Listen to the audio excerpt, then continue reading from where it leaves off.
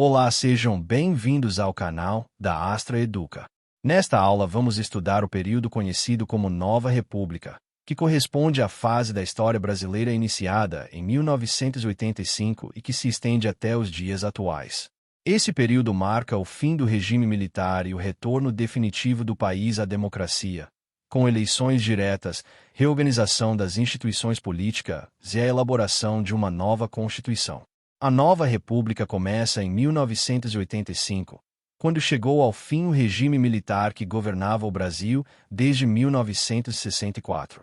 Nesse contexto ocorreu a eleição indireta para presidente da República por meio do colégio eleitoral. O candidato eleito foi Tancredo Neves, que representava a oposição ao regime militar e simbolizava a esperança de redemocratização do país.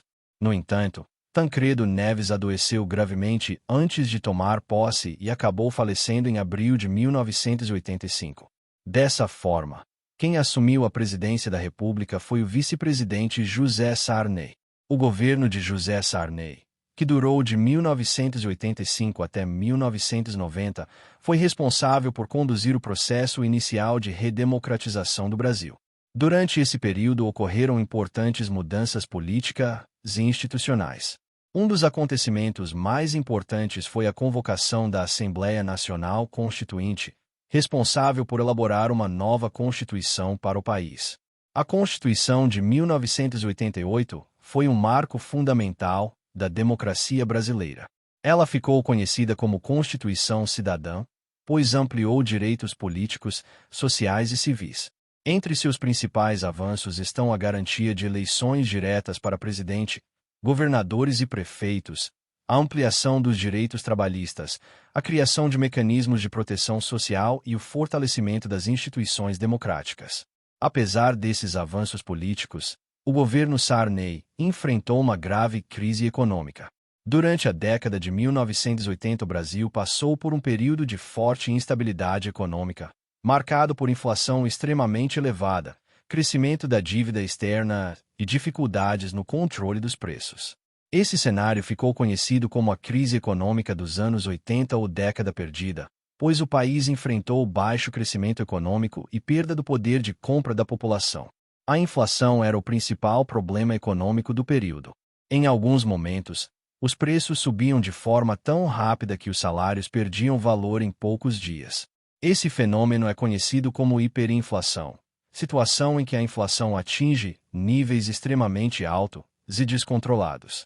A hiperinflação provocava grande instabilidade econômica, dificultava o planejamento das empresas e afetava diretamente o cotidiano da população. Para tentar controlar esse problema, o governo Sarney lançou uma série de planos econômicos que buscavam combater a inflação. O primeiro deles foi o Plano Cruzado, lançado em 1986. Esse plano previa a criação de uma nova moeda, chamada cruzado, que substituiu o antigo cruzeiro. Além disso, o governo determinou o congelamento de preços e salários, na tentativa de interromper o processo inflacionário. Inicialmente, o plano teve grande apoio popular e chegou a provocar uma redução momentânea da inflação. No entanto, o congelamento de preços acabou gerando distorções na economia. Muitos produtos desapareceram das prateleiras porque os produtores não queriam vender com preços congelados, enquanto seus custos continuavam aumentando.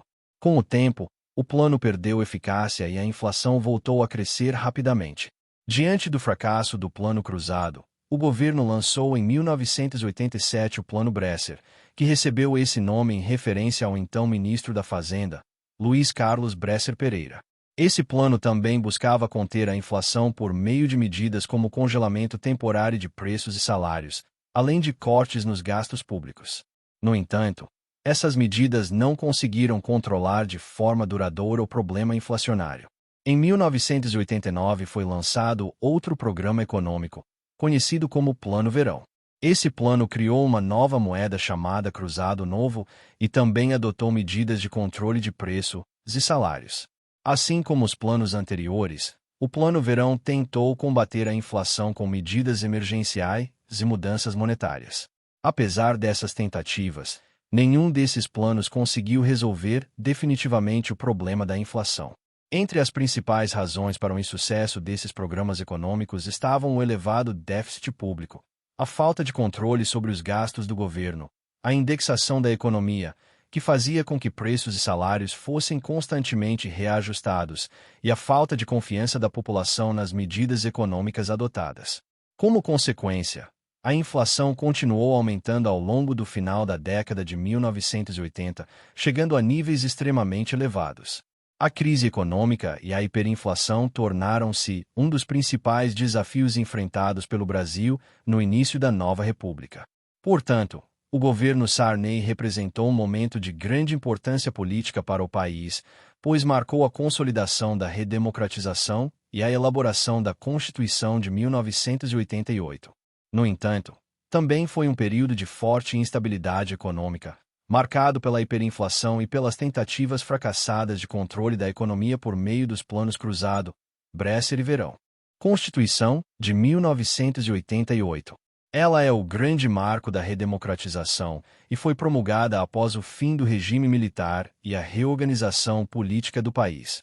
O objetivo era reconstruir um Estado democrático de direito, ampliar direitos e criar mecanismos de participação e controle do poder. Por isso ela é conhecida como Constituição Cidadã. Ela ampliou direitos individuais e coletivos, reforçou liberdades, estabeleceu garantias como ampla defesa e devido processo legal, fortaleceu o Ministério Público, instituiu mecanismos como ações constitucionais e ampliou instrumentos de controle. Também consolidou direitos sociais, como saúde, educação e assistência social, e estabeleceu o SUS como sistema público de saúde. Na organização do Estado, manteve o presidencialismo, o federalismo e a separação de poderes, reforçando eleições diretas e direitos políticos. Na sequência, o governo Collor, de 1990 a 1992. Fernando Collor de Mello foi o primeiro presidente eleito diretamente após a ditadura, o que tem grande significado histórico. Ele chega com discurso de modernização econômica, combate à inflação e enfrentamento de privilégios, dentro de um contexto em que o Brasil sofria com hiperinflação e instabilidade econômica. O Plano Collor é o principal ponto econômico do início do governo. O objetivo era conter a inflação de forma rápida. A medida mais lembrada e mais cobrada é o bloqueio de parte da poupança e de depósitos bancários, o que ficou conhecido como confisco, embora o discurso oficial fosse de bloqueio temporário para retirar moeda de circulação. Houve também congelamento de preços e salários e medidas de abertura econômica, com redução de barreiras à importação, buscando modernizar o mercado interno e aumentar concorrência. O problema é que, apesar de impacto inicial, a inflação voltou, e o plano gerou forte desgaste social e perda de confiança, porque atingiu a vida cotidiana das pessoas e das empresas, afetando o consumo, investimentos e credibilidade do governo. Agora, o impeachment de Collor. O governo foi atingido por denúncias de corrupção e esquema de influência, com grande repercussão política e social. A pressão se intensificou, com destaque para a mobilização popular, como os chamados caras pintadas. O Congresso instaurou o processo de impeachment, e Collor acabou afastado. Ele renunciou, mas o processo continuou, e ele foi impedido de exercer função pública por um período, consolidando o primeiro impeachment presidencial no Brasil após 1988. Para a ESA, o que importa é impeachment como instrumento previsto no sistema constitucional para a responsabilização política do presidente dentro do novo regime democrático. Em seguida, governo Itamar Franco, de 1992 a 1994. Itamar assume como vice e tem como desafio estabilizar o país e reorganizar a confiança institucional. O grande marco do seu governo é a condução do Plano Real, elaborado e implementado por uma equipe econômica em que Fernando Henrique Cardoso foi ministro da Fazenda. Agora, o Plano Real, que é um dos temas econômicos mais cobrados. O objetivo era acabar com a hiperinflação e estabilizar a moeda. O plano foi estruturado em etapas. Um ponto decisivo foi a criação de uma unidade de referência, a URV, que ajudou a desindexar gradualmente preços e contratos, preparando o terreno para a nova moeda. Em 1994, surge o real, e a inflação cai de forma muito significativa. Isso altera o cotidiano da população, recupera a previsibilidade de preços, fortalece consumo e reorganiza a economia. A estabilização, porém, exigia política fiscal e monetária consistente. Então, em questões, você precisa entender. O Plano Real não foi só trocar a moeda, foi um conjunto de medidas para quebrar a lógica inflacionária. Agora chegamos aos governos de Fernando Henrique Cardoso, de 1995 a 2002. FHC assume com o capital político do sucesso do Plano Real e governa com foco em estabilização e reformas estruturais. Nesse período, ocorreram privatizações, mudança do papel do Estado em setores econômicos e reformas administrativas, buscando reduzir déficits e ampliar eficiência. Também houve consolidação de mecanismos de responsabilidade fiscal e compromisso com o controle da inflação. Embora o período tenha enfrentado crises externas, como crises financeiras em mercados emergentes, que pressionaram câmbio e juros. Outro ponto marcante é que, durante esse período, houve emenda permitindo a reeleição, e FHC foi reeleito. Quando a banca fala até os dias atuais, normalmente ela quer que você saiba a sequência básica dos governos seguintes e as linhas gerais. Depois de FHC, vêm os governos de Luiz Inácio Lula da Silva, de 2003 a 2010, com manutenção do tripé macroeconômico em muitos aspectos, expansão de programas sociais, crescimento econômico em parte impulsionado por contexto internacional favorável e maior inclusão pelo consumo. Em seguida, Dilma Rousseff, de 2011 a 2016, com dificuldades econômicas crescentes, conflitos políticos intensos e, ao final, um processo de impeachment em 2016, que marca outra ruptura importante na nova república. Depois, Michel Temer, de 2016 a 2018, com agenda de reforma e ajuste fiscal, em contexto de crise política e econômica. Depois, Jair Bolsonaro, de 2019 a 2022, com polarização política, desafios econômicos e impacto da pandemia, que marcou fortemente o período. E, a partir de 2023, inicia-se um novo mandato de Lula, com reconfiguração de prioridades e novo cenário político, econômico e social. Em prova, o mais comum é que a banca cobre os marcos principais e a ordem cronológica, não detalhes de política diária. Para fechar, resumo do que você precisa fixar. A Constituição de 1988 consolida a democracia, amplia direitos e reorganiza instituições, sendo chamada de Constituição Cidadã. Collor é o primeiro presidente eleito diretamente pós-ditadura. Implementa o Plano Collor com bloqueio de ativos para combater hiperinflação e sofre desgaste e denúncias que levam ao impeachment. Itamar assume e conduz o Plano Real, que estabiliza a moeda por etapas com o RV e criação do real. FHC governa com estabilização e reformas, enfrentando crises internacionais, se consolidando medidas de controle fiscal. E, até hoje, o Brasil passa por alternância de governos eleitos, crises políticas e econômicas e marcos como impeachment, reformas e mudanças de orientação, dentro do regime democrático inaugurado e consolidado pela Constituição de 1988. Agora vamos aprofundar a República Brasileira de 2003 até hoje, passando pelos governos Lula, Dilma, Temer, Bolsonaro e o atual governo, com foco nos principais marcos políticos, econômicos e sociais que a banca mais costuma cobrar em provas como a da ESA. Vamos começar com o primeiro governo Lula, de 2003 a 2006, e o segundo, de 2007 a 2010. A chegada de Lula ao poder marca a ascensão do PT à presidência em um contexto de estabilidade monetária herdada do Plano Real.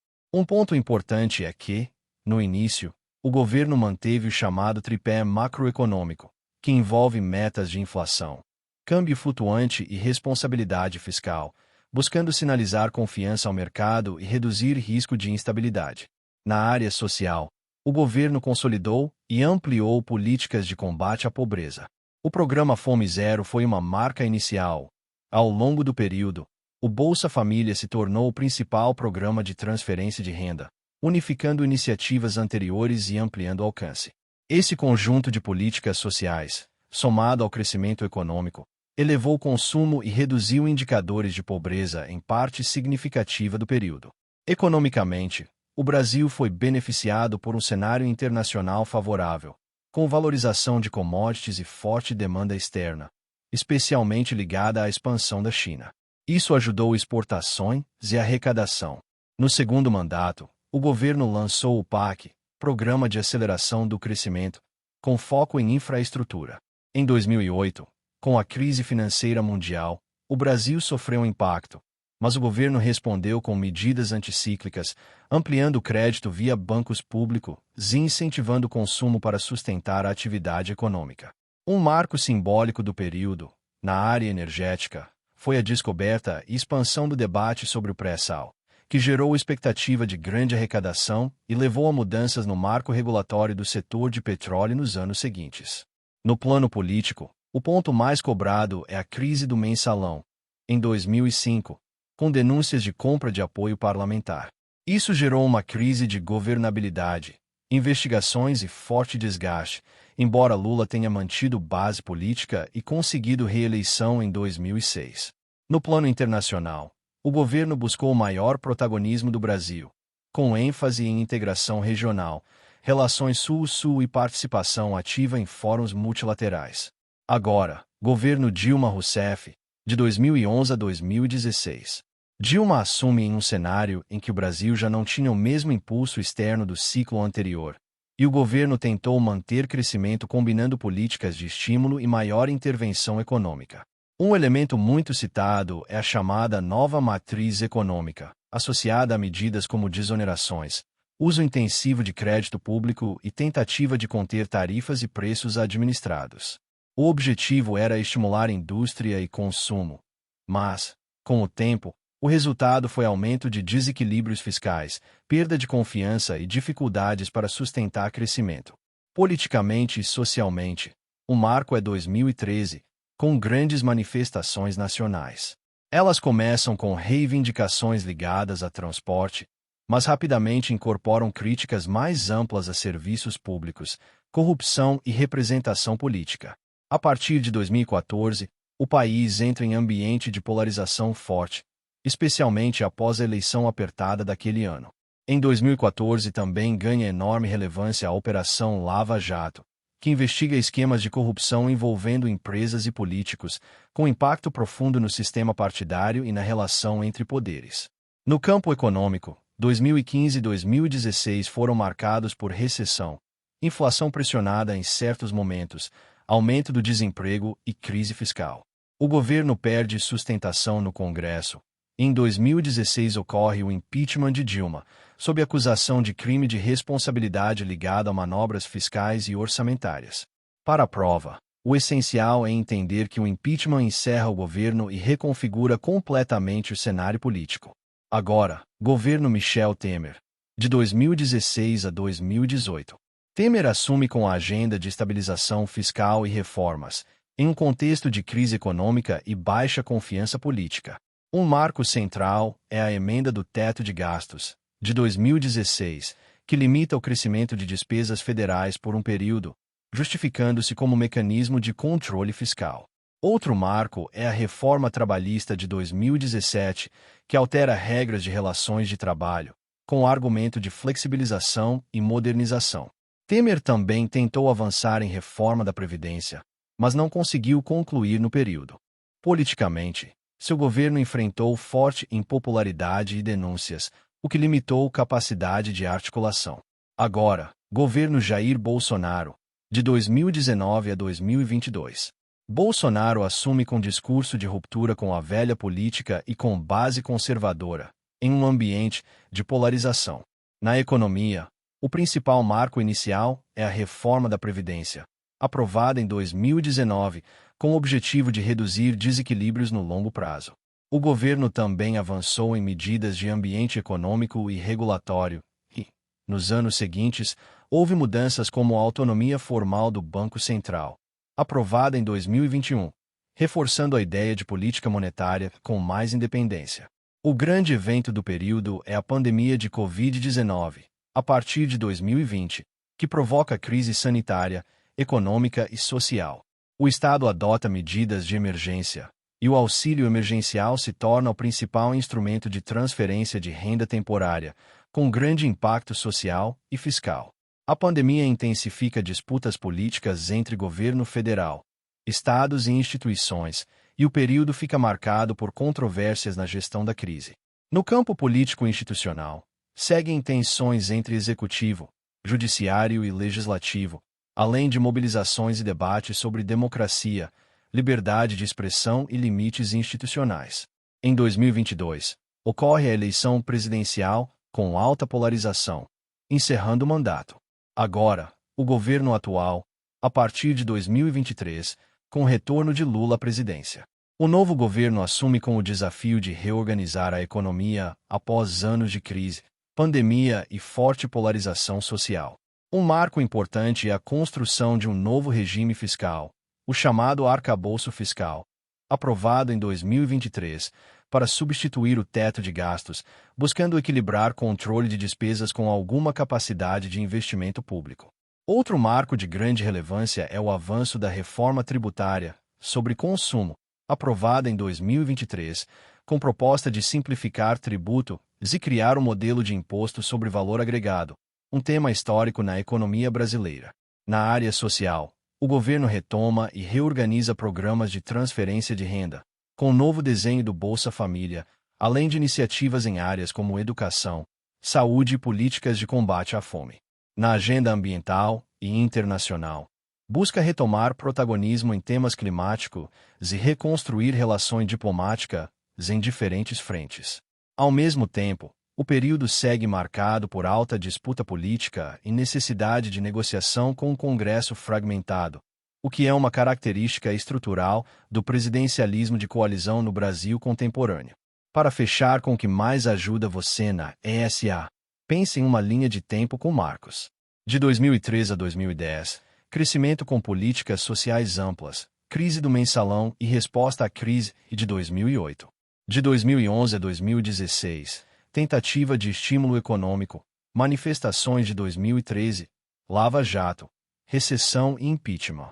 De 2016 a 2018, agenda de ajuste e reformas com teto de gastos e reforma trabalhista. De 2019 a 2022, reforma da Previdência, pandemia e auxílio emergencial, além de forte polarização. A partir de 2023, nova reorganização fiscal, avanço de reforma tributária e retomada de políticas sociais, em ambiente de intensa negociação política. Se você domina essa sequência e sabe associar cada governo a seus marcos, você acerta a maioria das questões desse período.